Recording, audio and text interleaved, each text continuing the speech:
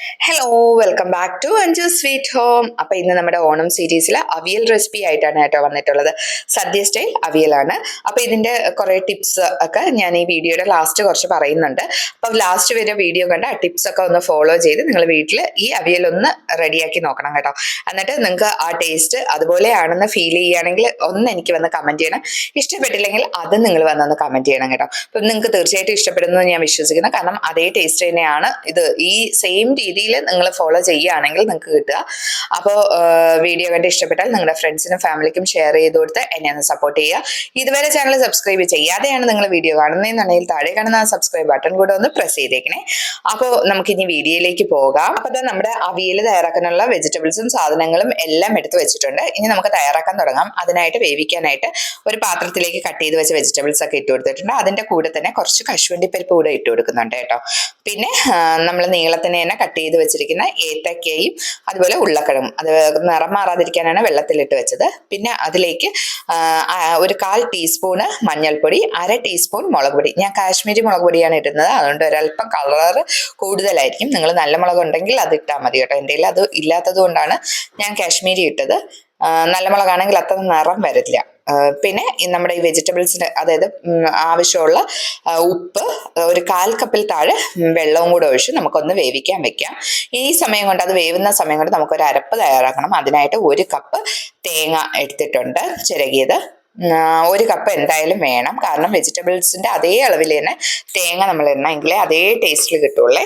പിന്നെ ഒരു 1/2 ടീസ്പൂൺ നല്ല ജീരകം, ഒരു വെളുത്തുള്ളി അല്ലി. എൻ്റെത് ഇച്ചിരി വലിയ അല്ലി ആയതുകൊണ്ടാണ് ഒരെണ്ണം ഇട്ടത്, ചെറുതാണെങ്കിൽ ഒരു 3 എണ്ണം ഇടണേ. പിന്നെ ഒരു തൊണ്ടൻ മുളക്, പിന്നെ 1 തണ്ട് കറിവേപ്പില. ഇത്രയും കൂടി ഇട്ട് ഒരു 3-4 പ്രാവശ്യം പൾസ് ചെയ്തെടുക്കുക. അരയ്ക്കരുത്, അരഞ്ഞു പോവരുത്. പൾസ് ചെയ്ത് ഒരു 3 പ്രാവശ്യം പൾസ് ചെയ്ത് ഞാൻ ഇതാ ഇവിടെ എടുത്തിട്ടുണ്ട്. ഇതേപോലെ പൾസ് ചെയ്തെടുക്കുകയേ ചെയ്യാവൂ. ഒരു കാരണവശാലും അരയ്ക്കരുത്. അരച്ചു കഴിഞ്ഞാൽ അതിൻ്റെ ആ ടേസ്റ്റ് മാറിപ്പോകും കേട്ടോ. അപ്പൊ ഇതാ നമ്മുടെ വെജിറ്റബിൾസ് ഇടയ്ക്ക് ഇതുപോലെ ഒന്ന് കുടഞ്ഞു വെച്ചു കൊടുക്കുക. നമ്മൾ സ്പൂൺ ഇട്ട് ഇളക്കരുത്, കുടഞ്ഞു കൊടുത്താൽ മതി കേട്ടോ. സ്പൂൺ ഇട്ട് ഇളക്കിയാൽ ഇത് വെജിറ്റബിൾസ് എല്ലാം പെട്ടെന്ന് തന്നെ ഉടഞ്ഞു പോകും. പിന്നെ നമ്മൾ ശ്രദ്ധിക്കേണ്ടത്, സദ്യക്ക് ആയതുകൊണ്ട് തന്നെ ഒരു 3/4 വേവ് വെന്താൽ മതിയാവും. അപ്പൊ അതാ നമ്മുടെ വെജിറ്റബിൾസ് എല്ലാം 3/4 വേവ് വെന്തിട്ടുണ്ട്. അപ്പൊ ഞാൻ വെജിറ്റബിൾസിനെ ഇങ്ങനെ നിരത്തി ഒരു ബെഡ് പോലെ ഉണ്ടാക്കിയിട്ട് അതിന്റെ നടുക്ക് നമ്മൾ അരച്ചു വെച്ച തേങ്ങയുടെ അരപ്പില്ലേ അതുകൂടെ ഇട്ട് കൊടുത്ത് അതേ മലക്കറി വെച്ച് തന്നെ ഒന്ന് മൂടി വെച്ചിട്ടുണ്ട്. എന്നിട്ട് നമുക്ക് അടച്ചു വെച്ച് ഒരു 3 മിനിറ്റ് തീ കുറച്ച് വെച്ച് നമുക്കൊന്ന് ആവി കൊള്ളിച്ചെടുക്കാം. ആ സമയം കൊണ്ട് നമ്മുടെ തേങ്ങ ഇട്ട് കൊടുത്ത് അതെല്ലാം ഒന്ന് വെന്ത് വരും കേട്ടോ. അതിനുശേഷം ഇതുപോലെ കുടഞ്ഞു കൊടുത്ത് നമുക്ക് മിക്സ് ചെയ്തെടുക്കാം. അതിലേക്ക് 1 ടേബിൾ സ്പൂൺ കട്ടത്തൈരാണ് ചേർക്കുന്നത്. ഇതധികം പുളിപ്പില്ലാത്ത തൈരാണ്. പുളിപ്പുള്ളതാണെങ്കിൽ 1 ടേബിൾ സ്പൂൺ ഒന്നും ചേർക്കണ്ട. 1 ടീസ്പൂണോ 1.5 ടീസ്പൂണോ ചേർത്താൽ മതിയാവും. എന്നിട്ട് ഇതുപോലെ ഒന്ന് കുടഞ്ഞു കൊടുത്ത് നമുക്ക് മിക്സ് ചെയ്തെടുക്കാം കേട്ടോ. കുടഞ്ഞേ എടുക്കാവൂ. ഇട്ട് കിണ്ടി ഇളക്കി കളയരുത്. ഇളക്കിയാൽ നമ്മുടെ വെജിറ്റബിൾസ് എല്ലാം ഉടഞ്ഞു പോകും.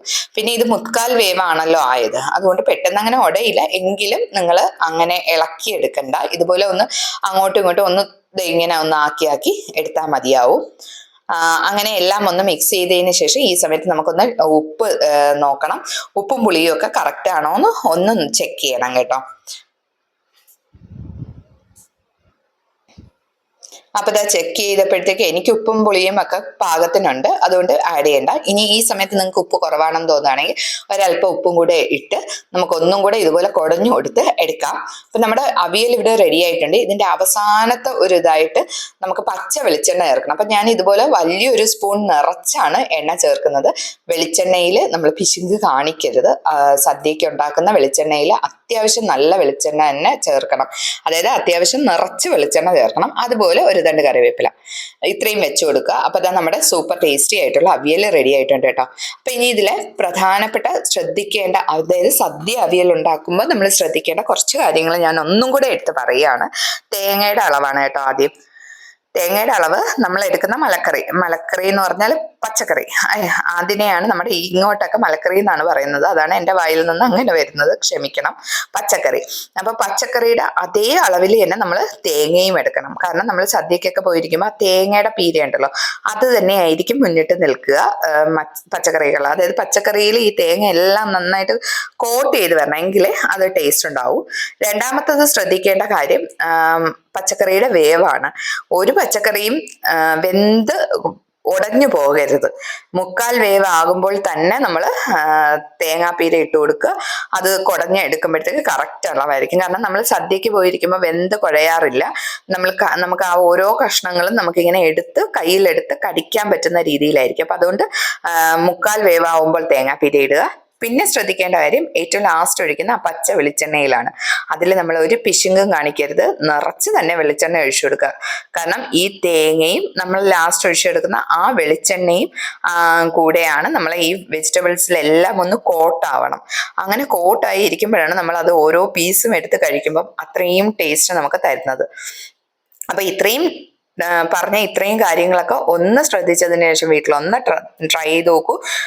നിങ്ങൾക്ക് എന്തായാലും സദ്യയുടെ അതേ ടേസ്റ്റിലുള്ള അവിയൽ തന്നെ കിട്ടും. അപ്പൊ നാളെ മറ്റൊരു വീഡിയോയിലൂടെ കാണുന്നതിലേക്കും എല്ലാവർക്കും bye. Thank you for watching.